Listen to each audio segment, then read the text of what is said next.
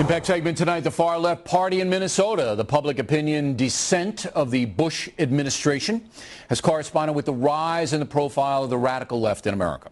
Shortly after 9/11, these people had gone to ground, taking their stridently anti-American message with them. But now they are back big time, led by the media, Hollywood, and big money backers like George Soros. Now, I document the danger from the radical left in my book, Culture Warrior, if you want specifics. But this evening, we'd just like to give you a sample of what the lunatic left was up to this past weekend.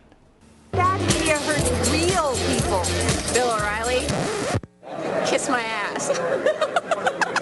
The truth of the matter is America, if you turn on the TV, is a racist, sexist, xenophobic society when you turn on TV. We're afraid of Muslims, we're afraid of gay people, we're afraid of African Americans, and we're afraid of working class white folks.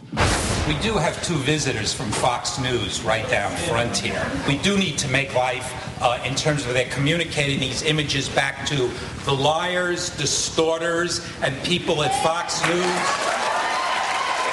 So either you are Fox News or fake news. It is time to step up now and to reveal yourself.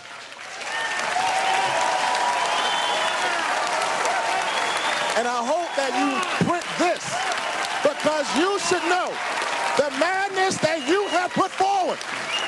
The people who have died, that Fox News is complicit in this madness. By the way, our crew felt they were in physical danger at that conference. Joining us now from Washington to assess the situation, Fox News analyst Juan Williams and Mary Catherine Ham. All right, Mary Catherine. Now, the key question here is, are these just loons to be ignored? And, you know, obviously they're unstable people. There's no doubt about it. But I think that they're a threat. I think that they can do a lot of damage to America, and they are doing a lot of damage on the internet, in the media, and with George Soros and his billions of dollars. I mean, they want to take over power here in this country. Am I wrong? No, I don't think you're wrong. They do want to take over power. This conference this weekend was specifically about taking power within the media. This is a group of people living in an alternative universe and apparently studying in the Reverend Wright School of Oratory, discussing the fact that conservatives have entirely too much control over the media, and that the media is sort of consolidating at this frightening level, they seem to think, despite the fact that you can get any kind of information on the internet at any time, and that the Huffington Post is regularly breaking stories, and that there's all kinds of things out there for you to access. I think they're pretty wrong on this point. And the fact is that when you get if you get liberals in office who are willing to listen to these folks, and they do drive a lot of money to the party and to liberal candidates, you're going to get things like the fairness doctrine and these very sort of statist policies that want to make sure that liberals have their say in the media, even when the market doesn't want them to. Juan, they want to shut Fox News up, and you've said that many times. I mean, you used to work for the Washington Post, you used to work for NPR, and PBS, and they don't want any dissenting voices. It's ridiculous to assert that conservatives control the media, because it's 10-1 liberal to conservative. And Fox News, this is the interesting thing, Juan.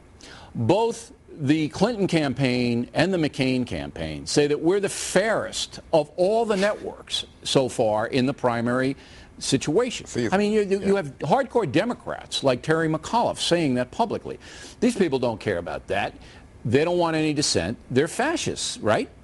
Well, you know, that's the problem. I mean, if you look at the numbers, not numbers done by Fox News, but numbers done by independent pollsters, what they come back and say is that conservative news consumers are the ones who think the media is the most biased. Liberals, for the most part, don't think that. I mean, they have some problem, you know, but I think it's now more, it's about 50% of the liberals say, oh, it's unbiased, it's no problem. But if you went to the conference this weekend, they have such anger and fury.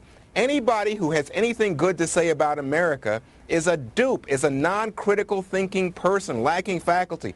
Just as that guy said, America's xenophobic, racist, sexist. And that's all the reality. There is no, he wants to There are no dissenting voices in that conference, Mary Catherine, because if you do, you feel threatened. I mean, actually threatened.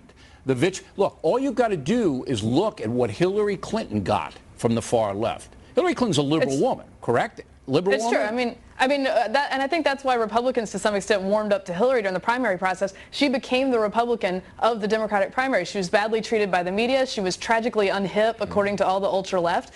And you know, that's what we're talking about here. These guys make up the tiny percentage of people in that Rasmussen poll that came out this week that actually think Obama got the worst treatment. Let me just say, I mean, the Rasmussen poll says only 17% of Americans believe that the media today offers unbiased coverage. 17%. 83% of Americans believe the fix is in the media. But the hatred, Juan, you're an African American. I mean, you know this much better than I do. The hatred level at that conference, not just toward Fox News, but everything about America, traditional America, was just off the chart.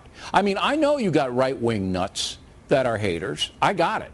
But not at this level. Not at this level. Well, see, they believe that it is at this level, Bill, and they believe that they are, in fact, matching the heat and the bitterness that comes from the far right with their own anger. You know, they remember swift boating, and so they're out there and they're saying, oh, Fox News is part of this right-wing conspiracy. Remember that language from Hillary Clinton, all that. And so they think by heating it up and distorting to their ends that they are somehow providing balance. As I said, the polls don't indicate that. Even when it came to coverage of Obama and Clinton, what most Americans say is the press is universally almost favorable towards Obama. They don't expect that they're going to be too favorable Except towards Fox John News. McCain. Fox News wasn't favorable toward Obama. But you know what? We played it straight. You know what? They're not willing to admit that. Bill, you should know this for yourself because you've been victimized, vilified, demonized by these folks. I'm public enemy number one. Well, last question. That's what I'm saying. Yeah, I mean, so but if you're talking about the future of this country, you got to realize they're making it difficult to have a civil, logical discussion. And you know what we're doing, Juan? We're making it difficult for them because we're outing them every time they do it. Mary Catherine, one last question. Well, and what they want eventually is to use the government to shut down conservative messages using things that's like what they That's want. exactly what they want to do. They're trying. It's totally I don't think that'll happen. But what do you think about Moyers and Rather showing up at this? I mean, talk about these two guys were actually powerhouses a few years ago at CBS News, and here they are among the lunatic fringe. Go ahead, Mary Catherine, real quick. Yeah, there's some you know, cognitive dissonance going on here where they're talking about a new media paradigm, and they've got two of the oldest dinosaurs of old media talking. But what they have in common is that they do want to shut down conservative messages. They give these Orwellian speeches about how they want to improve diversity in media. They don't. They want to shut it down, and they were getting all sorts of cheers about it. Okay. Mary Catherine Juan, thanks very much. Directly ahead, where did all the Hurricane Katrina assistance money go?